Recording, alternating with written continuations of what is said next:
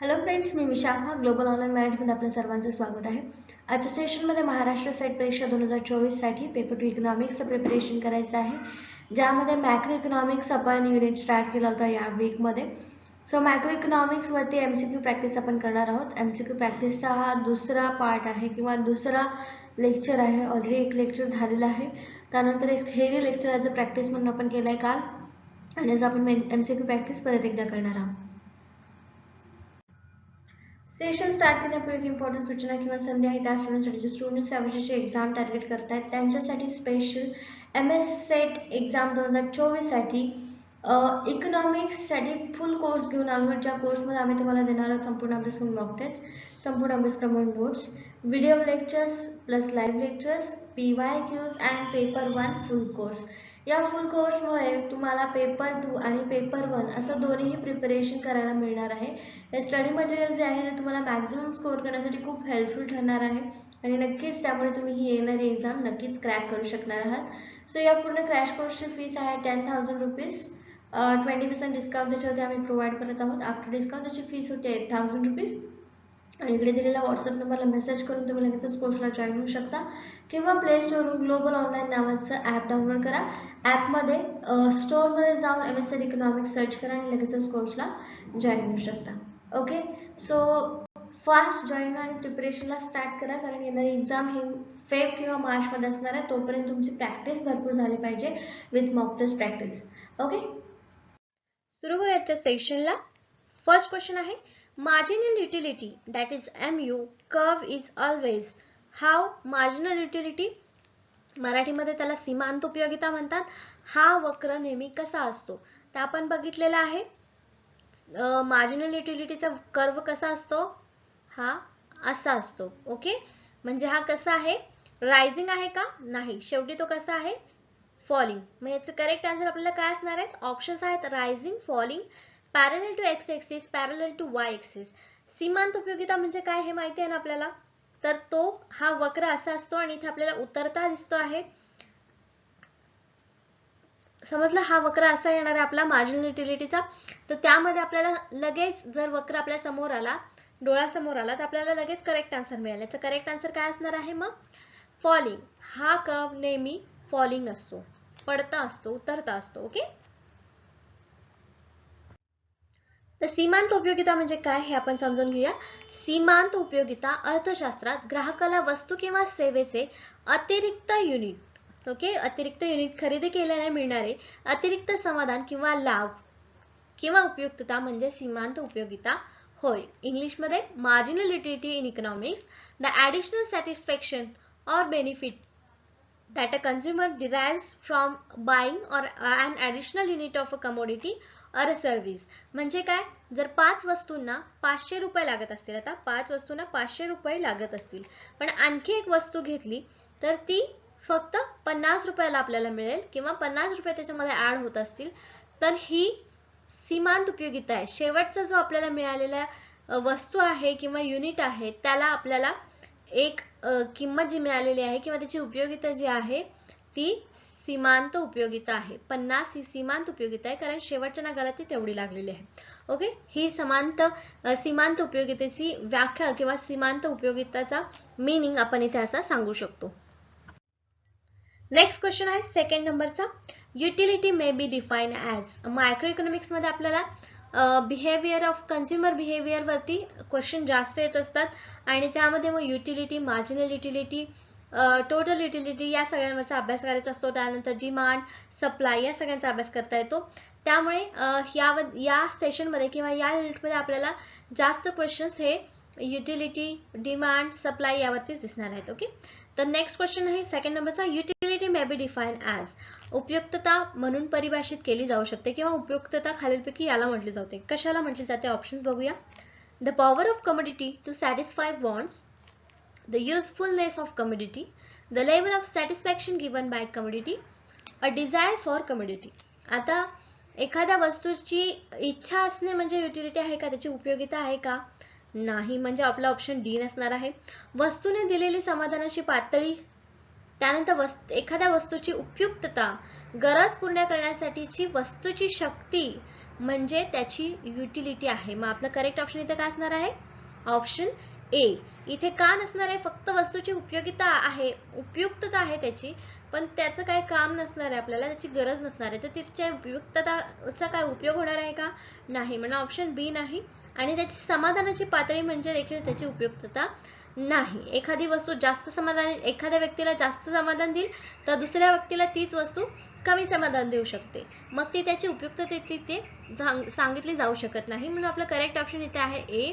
गरज पूर्ण करण्यासाठी वस्तूची शक्ती किती आहे त्याला त्या वस्तूची युटिलिटी म्हणजे उपयुक्तता असं म्हटलं जातं. उपयोगिता ही अर्थशास्त्रातील एक संज्ञा आहे जी वस्तू किंवा सेवा वापरून मिळवलेल्या एकूण समाधानाचा संदर्भ देते. तर्कसंगत निवडीवर आधारित आर्थिक सिद्धांत सहसा गृहीत धरतात की ग्राहक त्यांची उपयुक्तता वाढवण्याचा प्रयत्न करतील. प्रत्येक ग्राहकागणिक एखाद्या वस्तूची उपयोगिता किंवा उपयुक्तता ही आहे वाढते किंवा कमी होते किंवा जास्त किंवा कमी असते, हे आपण बघितलं. ओके, तर इंग्लिश मध्ये याची काय म्हणतात आपण डेफिनेशन काय म्हणू शकतो? ही डेफिनेशन कशाची आहे तर युटिलिटीची. Utility is a term in economics that refers to the total satisfaction received from the consuming a good or service. Okay, economic theories based on rational choice usually assume that consumers will strive to maximize their utility. He utility बद्दल असलेली आपल्याला माहिती इथे मिळालेली आहे. समजलं utility म्हणजे काय, एखाद्या वस्तूची उपयोगिता म्हणजे काय समजलं. पुढचा प्रश्न आहे ordinal approach is best on. आपल्याला माहिती आहे उपयोगिता मोजण्याचे किंवा उपयोगितेचे दोन प्रकार पडतात. एक आहे कार्डिनल आणि दुसरा आहे ऑर्डिनल. तर हा क्वेश्चन जो आहे आपल्याला तो ऑर्डिनल वर विचारलेला आहे, सामान्य दृष्टिकोन आधारित आहे. तर ऑर्डिनल अप्रोच कशावर बेस आहे? ऑप्शन्स आहेत लॉ ऑफ मॅक्झिमम सॅटिस्फॅक्शन, जास्तीत जास्त समाधानाचा नियम, किंवा utility cannot be measured in cardinal numbers, utility could not be measured in ordinal numbers, utility can be measured. जास्तीत जास्त समाधानाचा नियम, उपयुक्तता कार्डिनल नंबर मध्ये मोजली जाऊ शकत नाही किंवा उपयुक्तता क्रमिक संख्यामध्ये मोजली जाऊ शकत नाही, उपयुक्तता मोजली जाऊ शकते. तर हा आपल्याला दिलेला अप्रोच जो आहे, दृष्टिकोन जो आहे तो ऑर्डिनल आहे. म्हणजे करेक्ट आन्सर सुद्धा काय असणार आहे? ऑप्शन बी. काय आहे की हा कार्डिनल नंबर्स मध्ये मोजला जाऊ शकत नाही, म्हणून हा ऑर्डिनल आहे. ओके, तर कार्डिनल युटिलिटी ही अशी उपयुक्तता आहे जिथे उत्पन्नाचे सेवन करून मिळणारे समाधान संख्यात्मकरित्या व्यक्त केले जाऊ शकते कार्डिनल मध्ये. ओके, आणि ऑर्डिनल मध्ये काय आहे? जिथे उत्पादनाचे सेवन करून मिळणारे समाधान संख्यात्मकपणे व्यक्त करता येत नाही. तर हे दोन दृष्टिकोन जे मी म्हटलं होतं, cardinal, second one ordinal. Okay, मग इथे आपल्याला काय सांगितलं की कार्डिनल मध्ये मोजले जाऊ शकते पण ऑर्डिनल मध्ये मोजले जाऊ शकत नाही. आणि आपल्याला प्रश्न कशावर विचारला होता? ऑर्डिनल वरती. ओके, नेक्स्ट क्वेश्चन आपण बघतोय 4th नंबरचा. ॲडम स्मिथ आपल्याला माहिती आहे father of economics, spoke about the famous diamond water paradox to the show that, okay, diamond water paradox ही एक पॅराडॉक्स आहे. पॅराडॉक्स म्हणजे आपल्याला माहिती आहे काय आहे, हा एक विरोधाभास ज्याला आपण म्हणतो ते आहे. आणि तो ॲडम स्मिथ यांनी मांडला होता. कशामध्ये मांडला होता? तर थेअरी ऑफ व्हॅल्यू. ओके, तर त्याच्यामध्ये हे डायमंड वॉटर पॅराडॉक्स कशाशी रिलेटेड होता हे आपल्याला सांगायचं आहे. ओके, ऑप्शन्स आहेत utility is related to supply, utility could be cause of value, utility is related to price, utility could not be cause of value.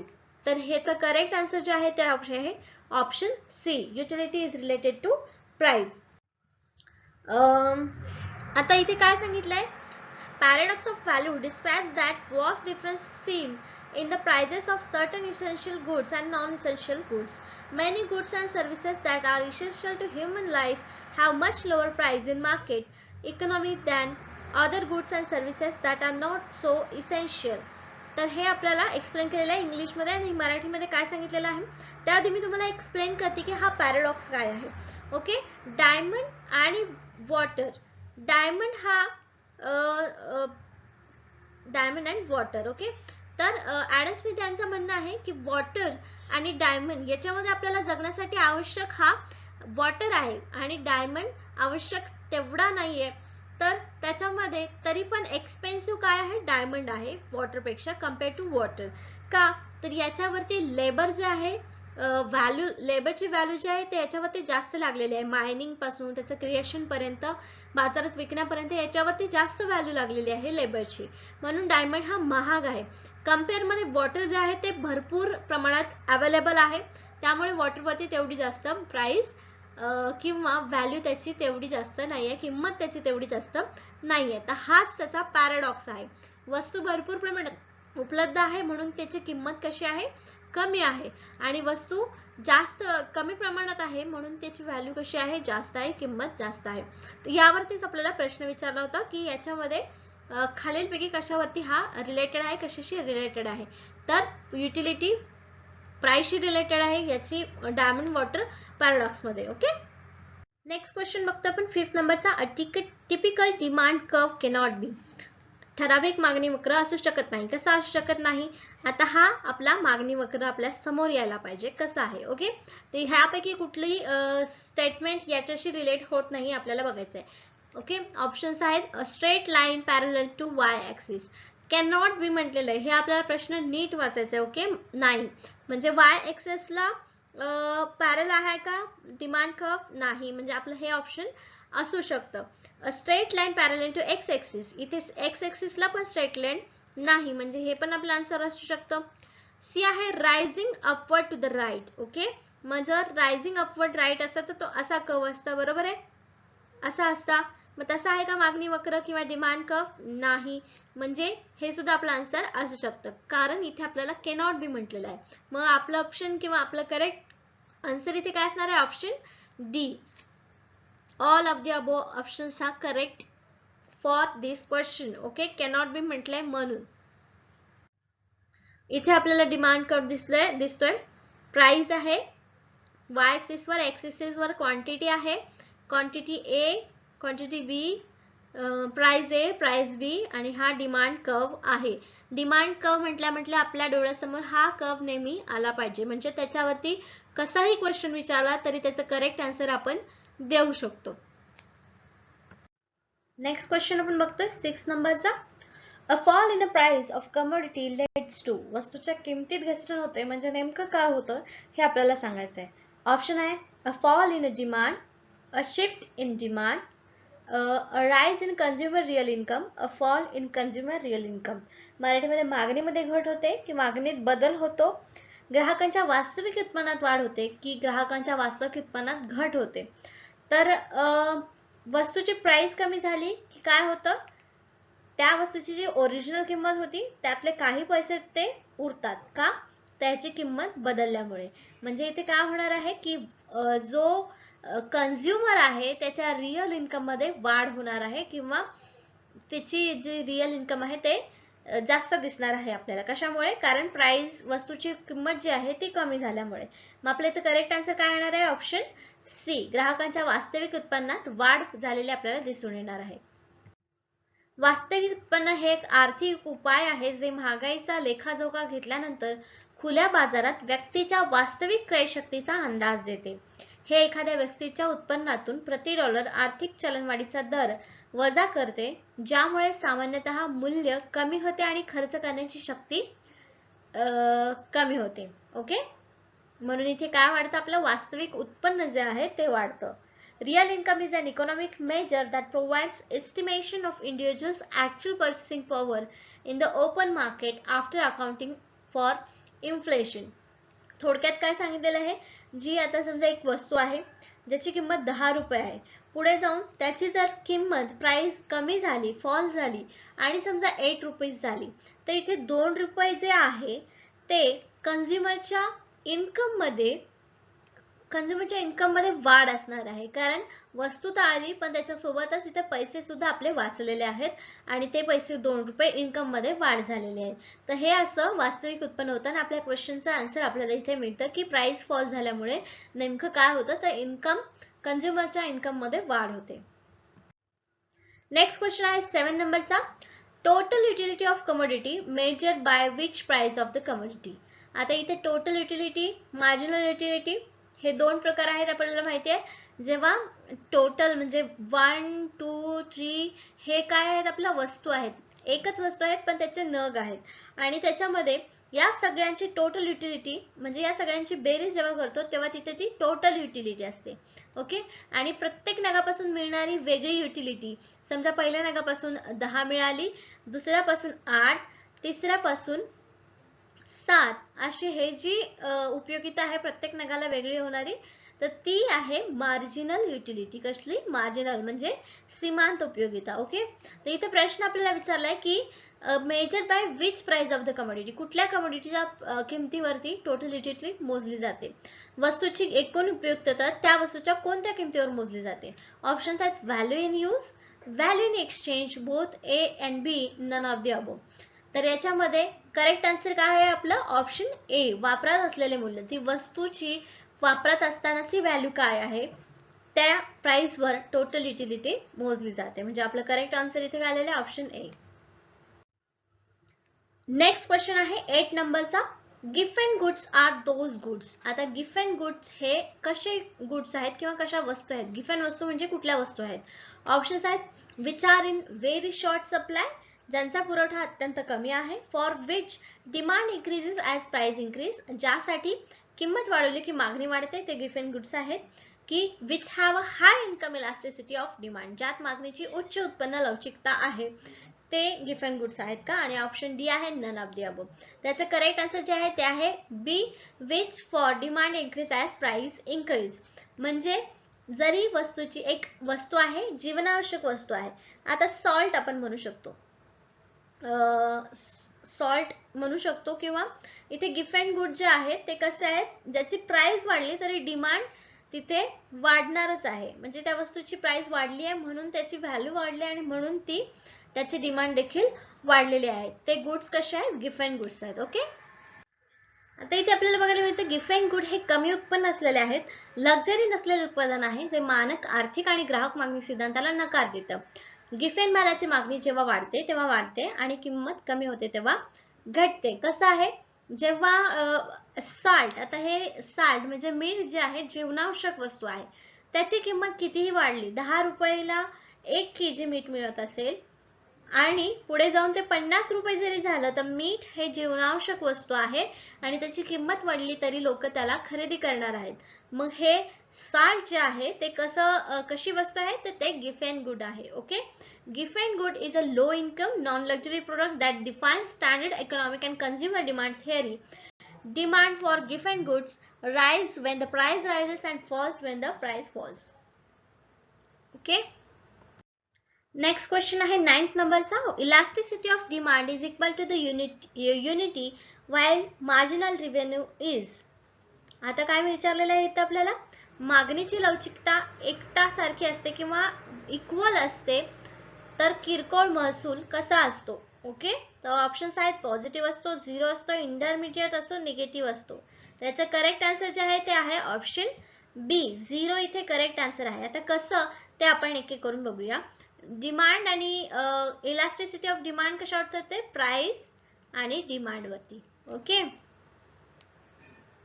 तर इथे प्राइसच्या बदलानुसार डिमांड कशी बदलते, डिमांड कशी बदलते याच्यावरती आपण इलास्टिसिटी ठरवत असतो. जर प्राइस मध्ये जास्त बदल झाला आणि डिमांड मध्ये त्याचा काही फरक पडला नाही तर तिथे 0 इलास्टिसिटी असते. ओके, असे हे वेगवेगळे इलास्टिसिटीचे प्रकार आहेत. मागणी, लवचिक मागणी ही अशी असते ज्यामध्ये किमतीतील बदलामुळे मागणी केलेल्या प्रमाणातील बदल मोठ्या प्रमाणात असतो किंवा थोड्या प्रमाणात असतो. दुसऱ्या शब्दात किमतीपेक्षा प्रमाण बदलते. जर संख्या 1 असेल तर मागणीची लवचिकता एकात्मक असते. दुसऱ्या शब्दात किमतीप्रमाणेच ते बदलते. Okay, and elastic demand is the one which the change in quantity demand due to the change in price is large. In other words, quantity changes slower than price. If the number is equal to 1, elasticity of demand is unitary. In other words, quantity changes at the same rate as price. Okay, हे आपल्याला सांगतात की लवचिकता मागणीची कशी मोजली जाते किंवा कशावरती निर्भर आहे, अवलंबून आहे, किंमत आणि मागणी. ओके, जशी किंमत बदलेल तशी मागणी बदलते आणि त्या बदलावरती कसा फरक आपल्याला दिसून येतो तो मागणीची लवचिकता ठरवतो. मग मागणीची लवचिकता पॉझिटिव्ह आहे, निगेटिव्ह आहे, 0 आहे की इक्वल आहे ते आपल्याला सांगता येतं. नेक्स्ट क्वेश्चन बघतोय आपण 10th नंबरचा. If the demand curve is rectangular hyperbola elasticity is. Options आहेत 1, 0, इन्फायनाइट, लेस दॅन 1. तर इथे करेक्ट आन्सर आपलं काय असणार आहे? Option A 1. आता हे कसं ते आपण बघूया नेक्स्ट एक्सप्लेनेशन मध्ये. इथे आहे रेक्टँग्युलर हायपरबोला डिमांड कर्व हा आहे. एका साइडला y एक्सिस वर प्राइस आहे, x एक्सिस वर क्वांटिटी आहे. तर काय होतं, P प्राइस जे असताना Q क्वांटिटी आपण खरेदी करतो त्यावेळेस हा रेक्टँग्युलर आपल्याला तयार झालेला दिसतो आणि याची लवचिकता जी आहे ती कशी असणार आहे? Is equal to 1. मग सेकंड पॉइंट येतो तेव्हा प्राइस कमी होते आणि त्याची क्वांटिटी देखील वाढते. प्राइस कमी झाली, क्वांटिटी वाढली आणि हे रेक्टँग्युलर हायपरबोला आहे कारण हे रेक्टँग्युलर टाइप आहेत. आणि त्याच्यानंतर ह्या ज्या दोन्ही पॉइंटवर आहे तर तिथे लवचिकता जी आहे ती 1 झालेली आहे, म्हणजे ED इज इक्वल टू 1 ही झालेली आहे सगळ्या पॉइंटला. तर या आकृतीला किंवा आपण या स्थितीला रेक्टँग्युलर हायपरबोला असे म्हणतो. समजलं आपल्याला? म्हणून आपल्या मागच्या क्वेश्चन मध्ये, आता 10th क्वेश्चन मध्ये रेक्टँग्युलर हायपरबोला असल्यावर इलास्टिसिटी कशी असते? 1 असते. हे आपल्याला लक्षात ठेवायचं आहे. ओके. तर ओके, आजच्या सेशन मध्ये आपण 10 क्वेश्चन बघितले, त्याच्याबद्दल बरोबरच 10 कन्सेप्ट बघितले आपल्या इकॉनॉमिक्स मधल्या, मायक्रो इकॉनॉमिक्स मधल्या. नेक्स्ट सेशन मध्ये देखील आपल्याला याच युनिटवरचे काही आणखीन क्वेश्चन्स MCQs प्रॅक्टिस करायचे आहेत जे आपल्याला एक्झाम मध्ये खूप उपयुक्त ठरणार आहे. त्याच्या सेशनसाठी धन्यवाद.